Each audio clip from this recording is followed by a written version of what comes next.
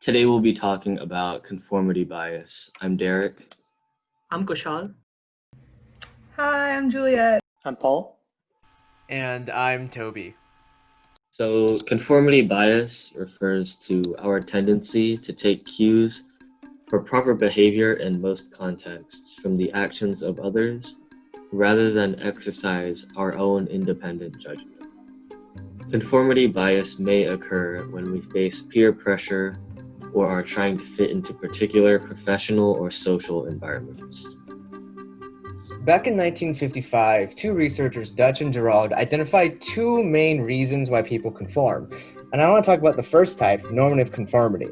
This type of conformity usually involves compliance, where a person will publicly accept the views of a group but privately reject them. And this is because they're yielding to the group pressure because they want to fit into the group, but they're also being scared of rejected, so they conform.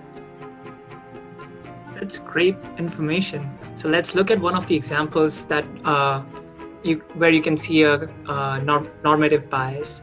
So here's a question for the group. Tell me this: isn't 3 plus 3 equals 33? Yes. Yeah, sounds right. Yeah.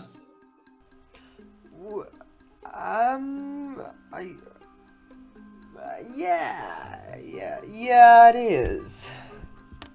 Okay, so here, because clearly this statement is wrong, 3 plus 3 is equal to 6 and not 33. But because everyone else agreed to the statement, Toby, who was the last person to answer this question, also agreed to it, even though he was not sure about it or what was going on, right? So this is clearly an example of normative bias.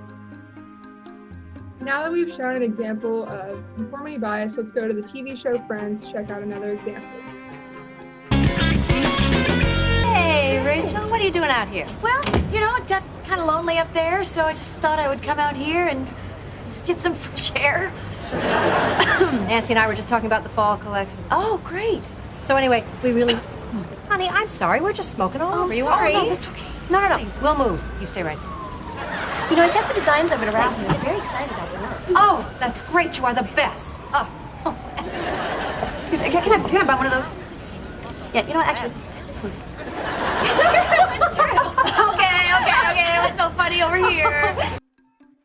So here, Rachel doesn't normally smoke, but here she's doing it to fit in with her bosses and possibly get promoted at her job, which is another example of normative conformity bias. The second main group of conformity bias is informational conformity.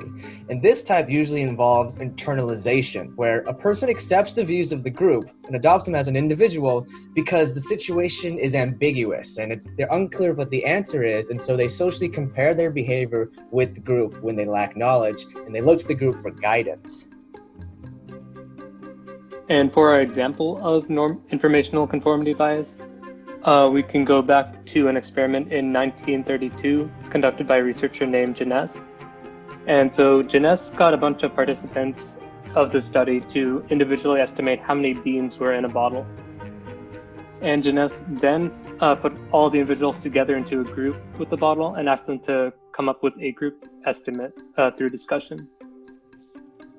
And then afterwards, Jeunesse individually interviewed the participants and asked if they would either like to change their original estimate or stay the same.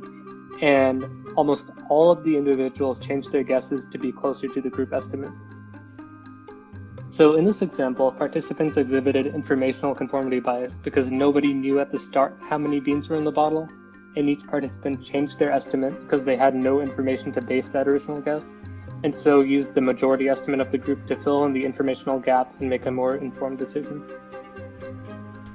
So there are many other types of biases, but we thought the examples we showed today were the best explanations for conformity bias. So, thank you for watching our video, and hope you all have a lovely and healthy Christmas.